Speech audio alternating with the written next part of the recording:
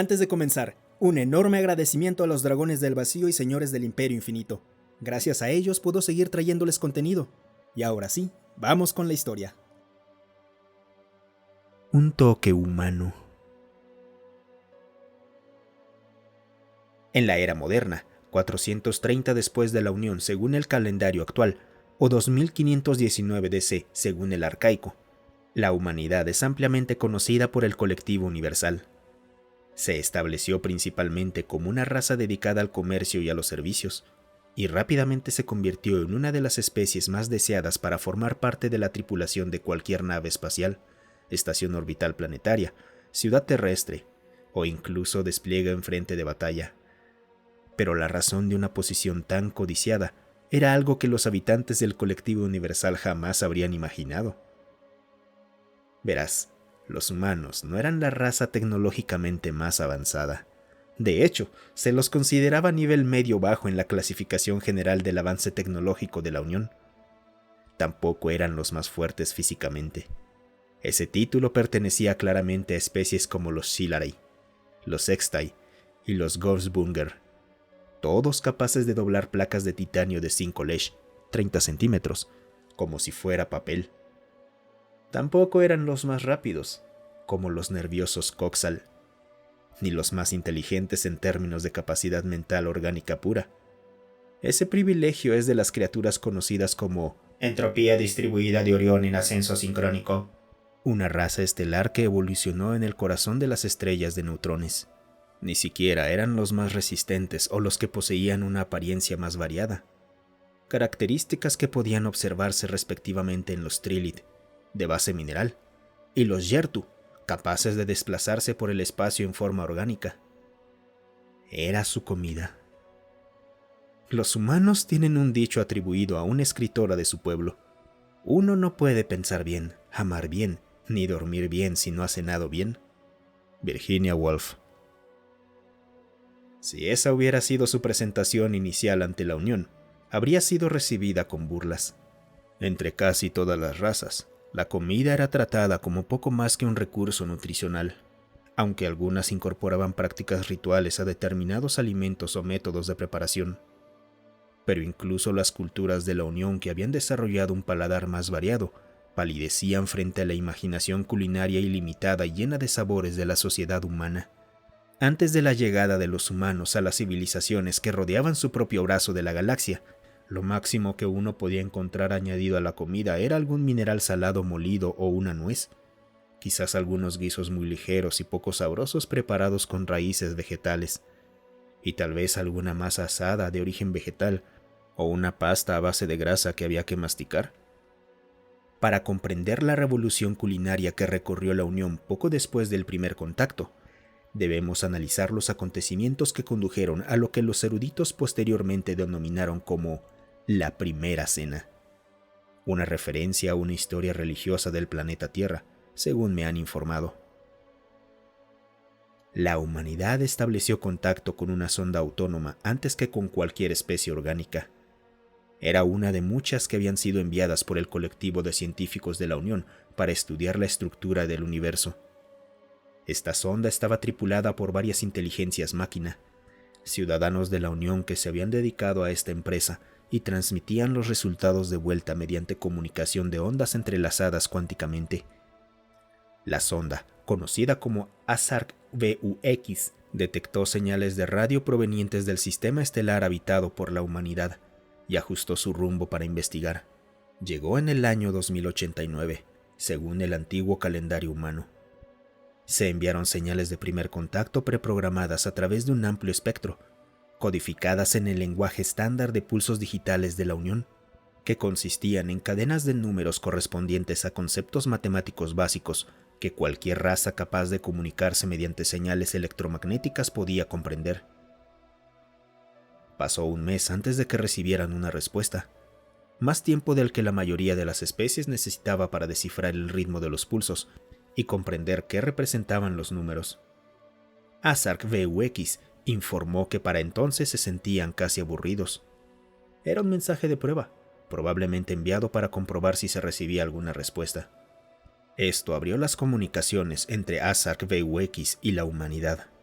que progresaron durante varios meses mientras también informaba a los especialistas de contacto de la Unión sobre el desarrollo de la situación, para darles tiempo de prepararse para el verdadero primer contacto con la Unión. Al final de esos meses, las naves de investigación y evaluación xenológica de la Unión estaban llegando al sistema solar. Antes de retirarse, la sonda ASARC-VUX transmitió toda la información que habían recopilado, incluido un diccionario de los idiomas más comunes del planeta. Antes de los acontecimientos de la primera cena, se trataba de un escenario de contacto completamente estándar. El equipo xenológico de la Unión llegó a una órbita cercana a su mundo. Se intercambiaron garantías, se compartieron conocimientos de buena fe, se analizaron muestras biológicas de ambos lados, y cuando se consideró que las relaciones habían avanzado lo suficiente, se organizó un encuentro físico.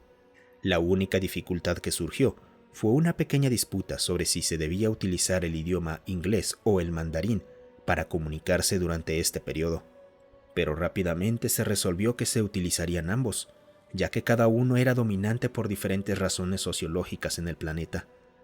La traducción era un asunto insignificante. 3 de las 5 razas de la Unión a bordo de la nave podían existir fácilmente dentro de la atmósfera, mientras que las otras 2 podían asistir mediante el uso de trajes ambientales.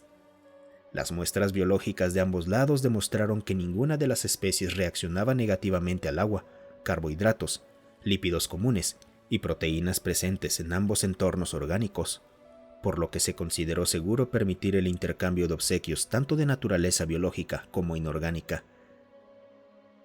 Y así, en el primer encuentro entre la humanidad y las especies representadas de la Unión, los Gret, Dengen, Mu, Aifu y Jeden, la humanidad recibió piezas artísticas y tecnológicas que jamás había visto, y los humanos correspondieron con piezas artísticas y las pocas piezas tecnológicas que podían ofrecer, pero también con comida.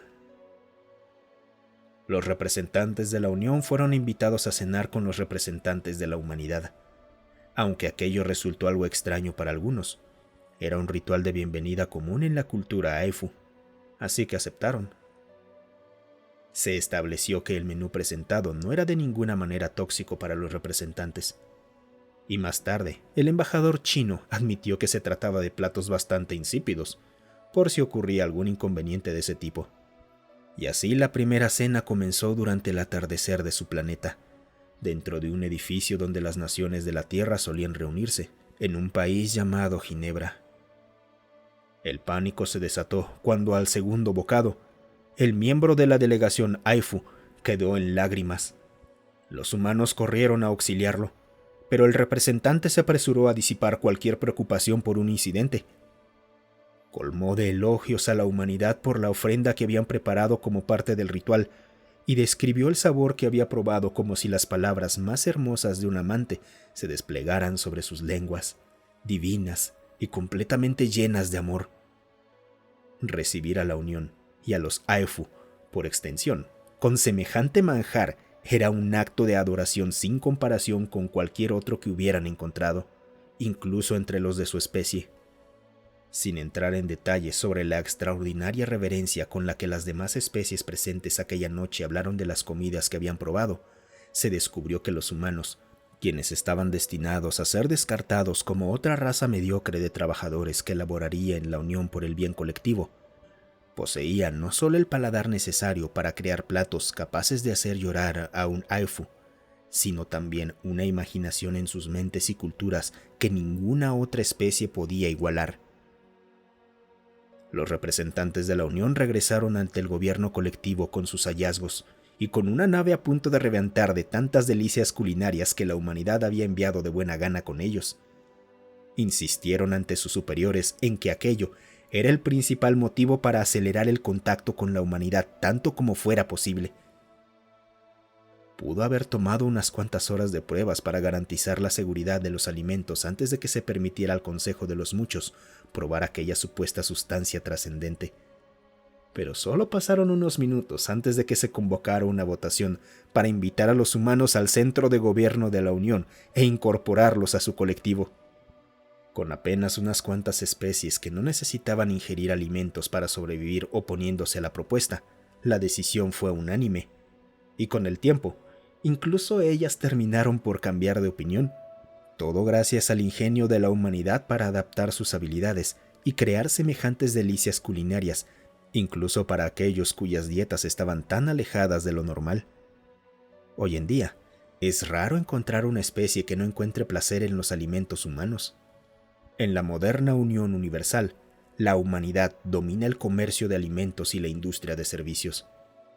Tener un chef humano en tu nave o a tu servicio es una señal de estatus, y haber recibido formación como chef en una escuela culinaria humana ocupa un segundo lugar. Los soldados humanos que sirven en unidades mixtas siempre son asignados a tareas de cocina y reciben casi tanta protección como los médicos para garantizar que las tropas mantengan siempre la moral alta. Equipos de recolectores recorren nuevos mundos e incluso mundos ya habitados en busca de ingredientes que quizás jamás habían sido catalogados y que puedan utilizarse para ampliar el alcance de lo que puede crearse.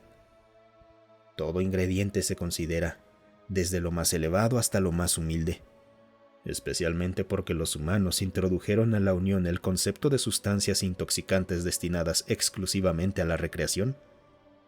Es una mancha en su historia, pero la humanidad ha sido en gran medida estricta respecto a lo que considera apropiado para la intoxicación y la cocina, tanto en su propia especie como fuera de ella. Y finalmente, el gran honor de recibir una comida casera humana como bienvenida se considera una verdadera muestra de amistad entre un humano y alguien de otra raza, no solo por el sabor, sino por la reverencia espiritual que la humanidad deposita en semejante ritual. Y por supuesto, han adaptado la tecnología que la Unión les regaló para sus propios usos, desde potencia de fuego militar hasta manipulación genética, pasando por comunicación y entretenimiento. Pero sin importar cuánto puedan carecer de fuerza, inteligencia o resistencia, los mejores restaurantes del universo conocido siempre tendrán ese toque humano.